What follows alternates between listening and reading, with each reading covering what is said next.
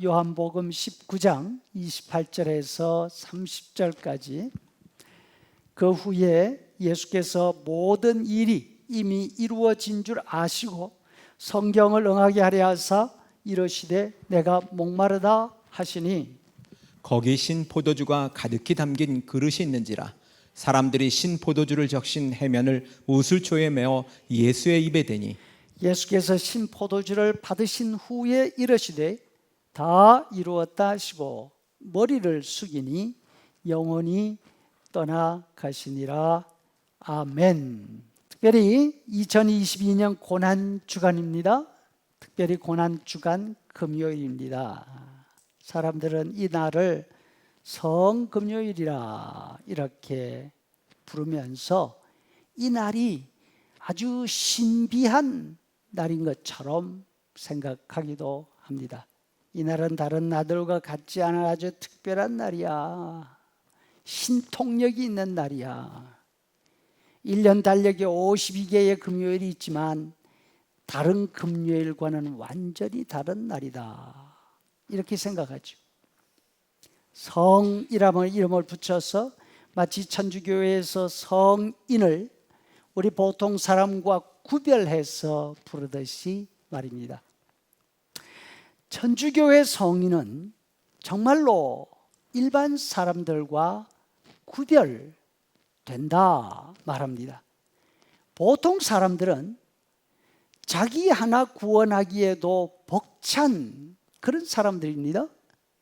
하지만 성인은 그 공덕이 남다르고 남아돌아서 자신을 구원할 뿐 아니라 다른 사람까지도 구원해 줄 수 있는 여력이 있는 사람들이라 말합니다. 간단하게 설명하면 천주교회에서는 사람이 이 세상을 살면서 악하게 사느냐 선하게 사느냐 자신이 쌓은 선행을 따라서 구원을 받기도 하고 구원을 받지 못하기도 한다 이렇게 말합니다. 하나님 앞에 있는 시판의 천사가 저울을 들고 있습니다. 한쪽 그릇에는 선행을 담습니다. 반대쪽 그릇에는 악행을 담습니다.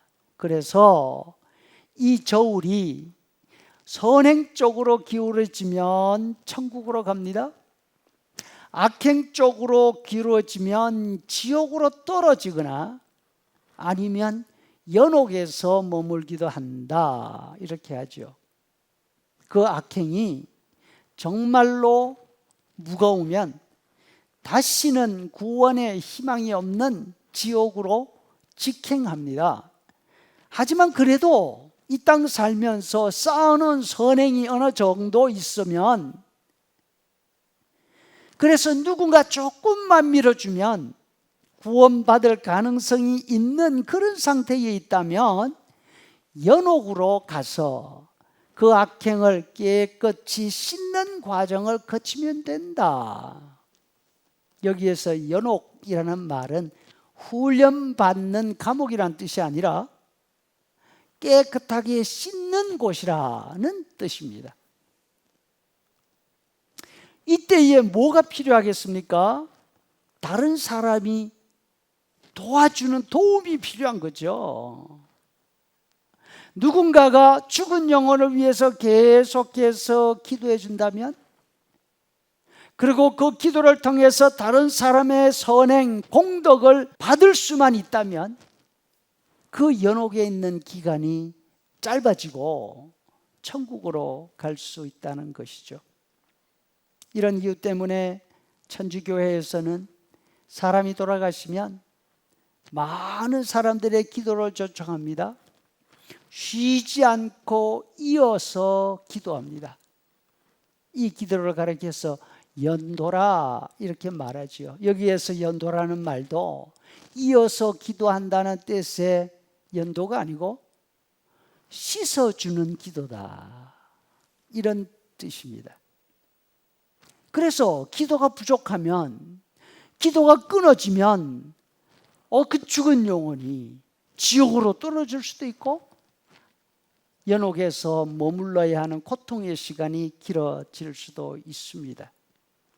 그런데 여러분, 우리는 기도할 때 언제나 하나님께 기도하잖아요. 예수님께, 성령님께 기도하잖아요. 그런데 천주교인들이 연도를 드릴 때의 그 내용을 잘 들어보면 일대 드리는 기도는 하나님 혹은 예수님을 향한 기도가 아니라는 사실을 알게 될 것입니다. 성모 마리아로부터 시작해서 과거 천주교회에서 승인해 온 성인들의 이름을 부르면서 그 성인들을 향해서 기도합니다. 왜 이렇게 하는지 아십니까? 바로 그 성인들이 자기를 구원하고 난 다음에 남은 공덕을 많이 가지고 있기 때문에 그렇습니다. 성인들은 천사가 들고 있는 심판 저울에서 선행 쪽이 훨씬 무거운 그런 거룩한 사람들이지 않습니까? 이분들은 간신히 균형을 맞추어서 천국에 들어가는 그런 수준이 아닌 것이죠. 사람이 구원받는데 공덕이 필요하다면 그것은 악행보다 조금만 더 많으면 되는 거예요. 그렇다면 이 성인들은 구원받고 남은 이 많은 공덕은 어떻게 해야 되나요? 다 없어지나요? 그러면 너무 큰 낭비지 않습니까? 그래서 천주교회에서는 이 성인들의 공덕이 그냥 없어지는 것이 아니라 축적이 된다. 어디엔가 보관이 되어 있다. 이렇게 말합니다. 그래서 성인들은 자신이 구원받고 남은 이 공덕을 다른 사람들에게 줄 수 있다. 그래서 다른 사람의 구원을 도와줄 수 있다는 것입니다.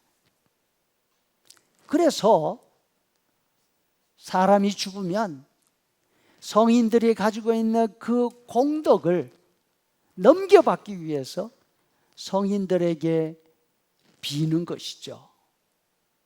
성 안나요, 성 베드로요, 아무개를 위해서 빌어주소서.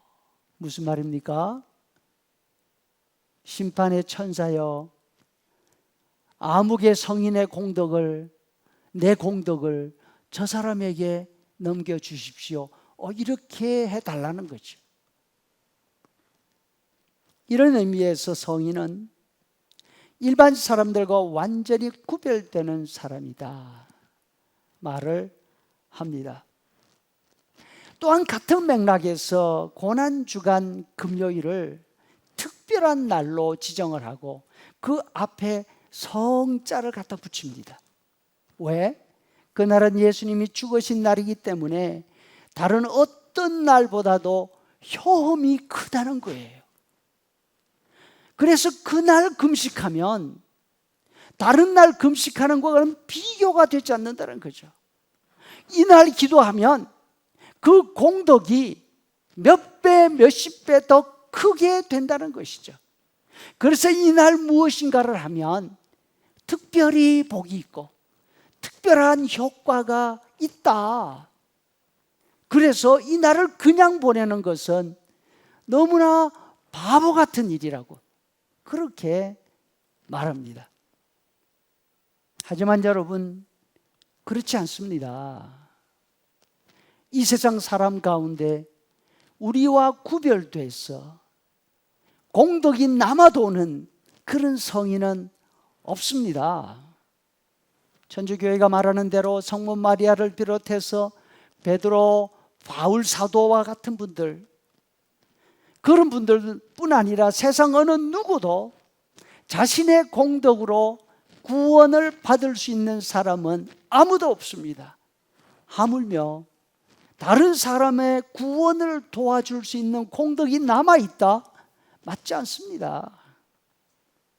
사도행전 2장 4장 12절에 보니까 다른 이로서는 구원을 받을 수 없나니 천하 사람 중에 구원을 받을 만한 다른 이름을 우리에게 주신 일이 어때요? 있다 없다? 없음이니라 하였더라. 성모 마리아가 아니라 세상 어떤 사람도 자신의 공덕으로 다른 사람을 구해 줄 수 있기 때문에 그분을 위해서 기도할 수 있는 그런 대상 있을 수가 없습니다. 구원 얻을 길은 오직 예수님의 피와 예수님의 이름뿐이고 그 예수님의 피를 믿는 믿음뿐인 것을 기억해야 할 것입니다. 마찬가지로 우리에게는 성자가 붙는 날도 있을 수가 없습니다. 창세 이후로 예수님이 이 땅에 다시 오는 날까지 다른 날과 구별되는 그런 특별한 날, 특별한 효험이 있는 날 없습니다. 다른 날들은 보통 날인데 이 날만은 아주 신령한 날이다. 그런 날 없습니다. 만약에 365일 가운데 가장 중요한 날 따로 뽑으러 한다면 여러분 그거는 놀랍게도 성금요일이라는 날이 아니라 바로 우리의 생일인 것입니다. 우리의 생일이 가장 중요한 날이에요. 각자의 생일만큼 귀한 날은 없습니다. 왜냐하면 생명의 주인이신 우리 하나님께서 우리에게 생명을 선물로 주신 날이기 때문에 그렇습니다. 이 생명이 없었더라면 예수님을 믿을 기회도, 예수님을 믿어서 하나님의 자녀가 될 기회도, 천국 상속자로 하나님의 영광에 참여할 기회도 우리에게는 없을 것이기 때문이죠.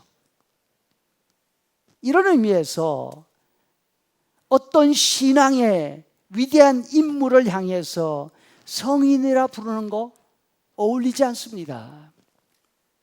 또 어떤 날을 골라서 성일이다, 성금요일이다 어울리지 않습니다. 우리는 그저 고난주간 금요일 뿐입니다. 위대한 신앙의 선배들은 우리가 그 믿음과 삶을 본받을 수 있는 귀한 분들이지 우리와 다른 분이 아닙니다. 우리와 마찬가지로 예수님의 피로 구원을 받은 같은 형제인 것입니다. 고난주간 금요일도 마찬가지입니다. 다른 날과 똑같은 날입니다. 이 날은 특별한 날이 아닙니다. 효험이 있는 날도 아닙니다. 이 날 기도하는 것이 더 특별한 것도 아닙니다. 우리의 기도는 언제나 특별합니다. 그러나 이 고난주간 금요일이 우리에게 소중한 이유는 예수님의 죽으심을 다시 한번 기억하고 기념하는 기회가 되기 때문에 그런 것입니다. 하나님 우리에게 주신 모든 날은 하루하루가 다 소중한 성일입니다. 다만 우리는 은혜를 너무 쉽게 잊어버리는 망각의 존재들이기 때문에 때를 따라서 중요한 일들을 기억하는 기념일들이 꼭 필요한 것이죠.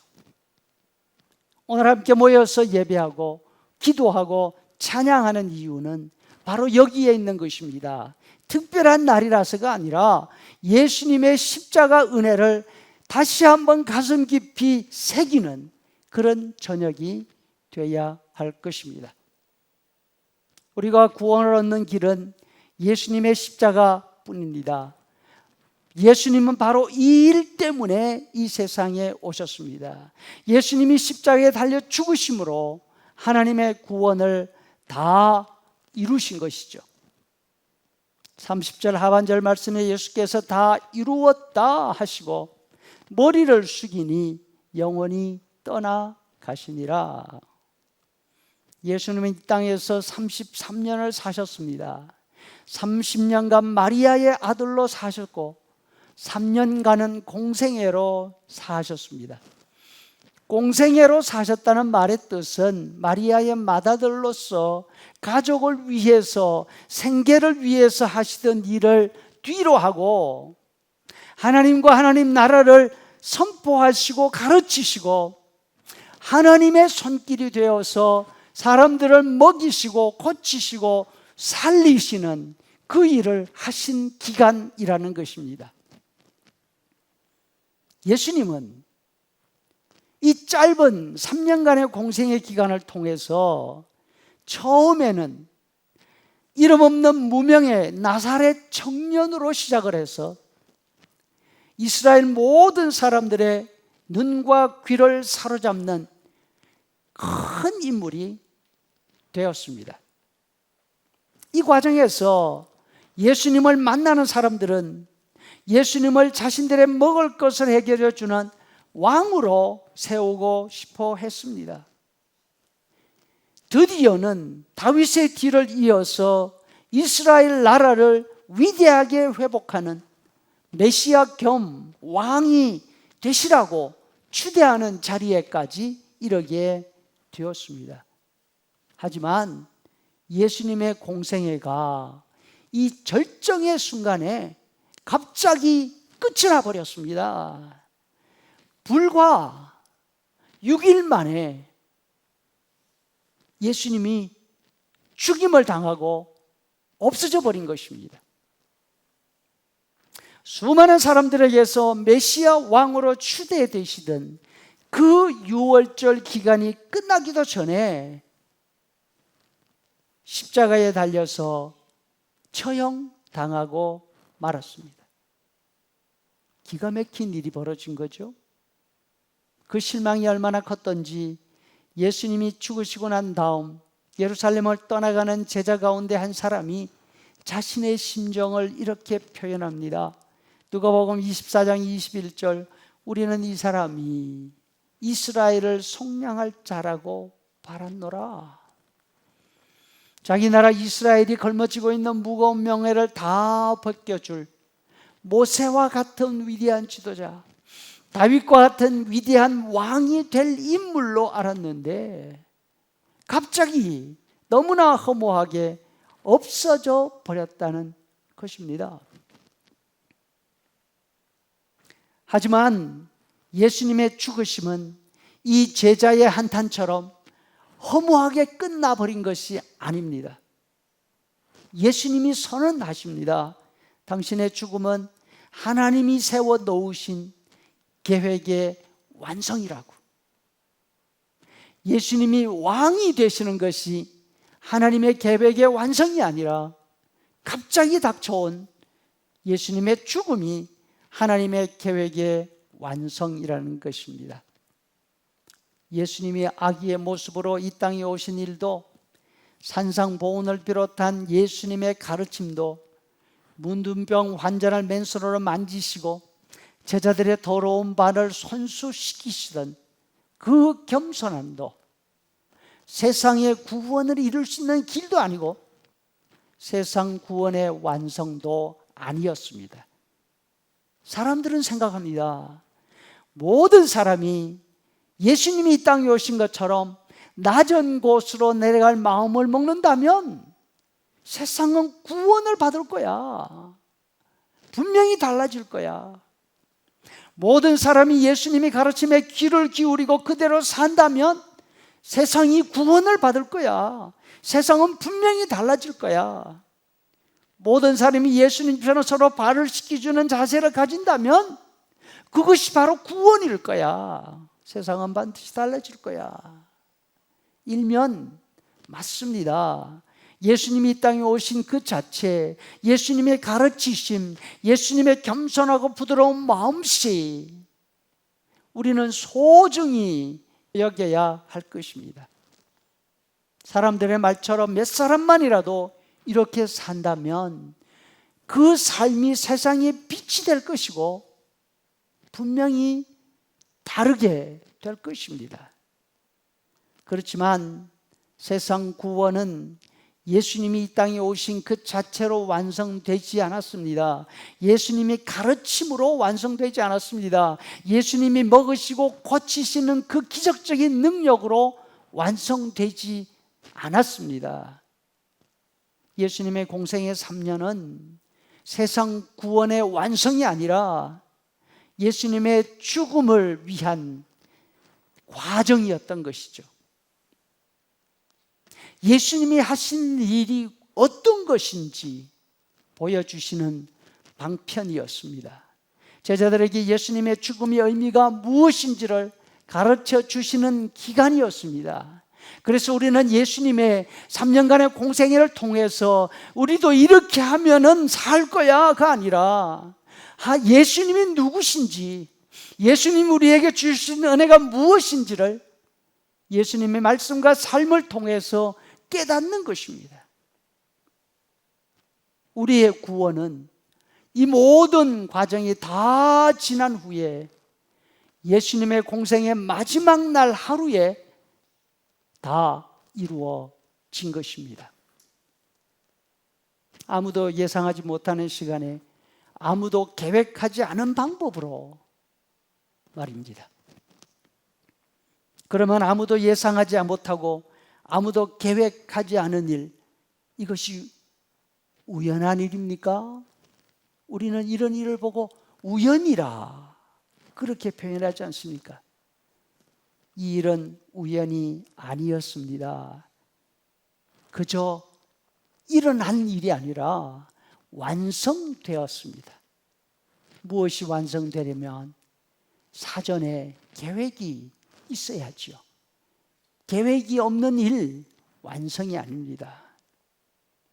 아무도 예상하지 못하고 아무도 계획한 적이 없는 이 일은 하나님의 계획이었죠. 세상 구원, 우리 모두를 구원하시는 하나님의 계획입니다. 예수님은 이 계획을 위해서, 이 하나님의 계획을 위해서 마지막 하루를 다 쓰시는 것입니다. 고난주간 목요일 저녁 예수님은 제자들과 함께 저녁 식사를 가지십니다. 이 자리에서 예수님은 제자들의 발을 씻어 주셨습니다.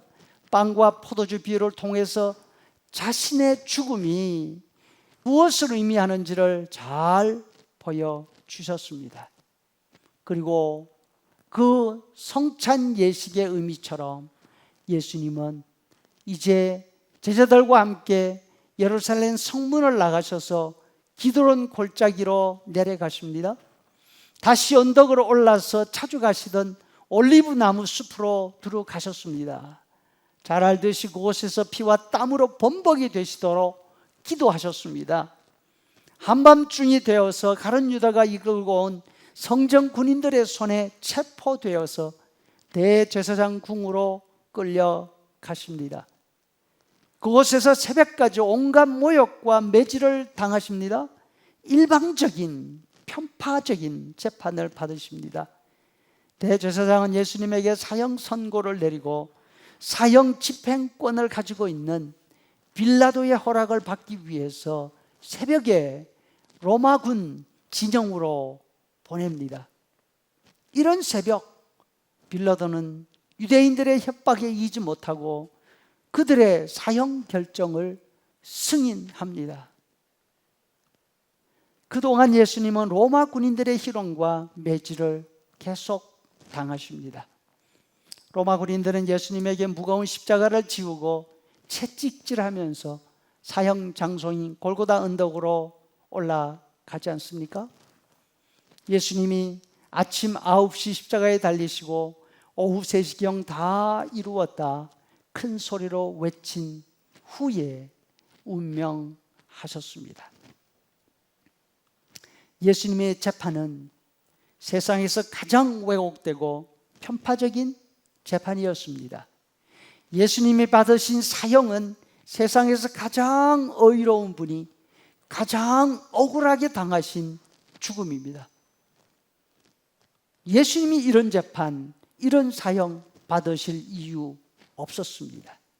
이것은 바로 세상 모든 사람들이 자신들의 죄로 인해서 당할 재판과 사형입니다. 그것을 예수님이 대신 받으신 것입니다. 이것이 우리의 구원입니다. 이사야 53장 6절 우리는 다 양 같아서 그릇 행하여 각기 제 길로 갔거늘 여호와께서는 우리 모두의 죄악을 그에게 담당시키셨도다. 여러분, 우리는 예수님의 십자가 형벌이 우리의 죄값을 대신 지신 것이라 믿는 이 믿음으로 구원받은 것입니다. 우리가 믿는 예수님을 믿는 믿음에는 신비하고 효험 있고 뭔가 신통한 거 그런 거 없습니다.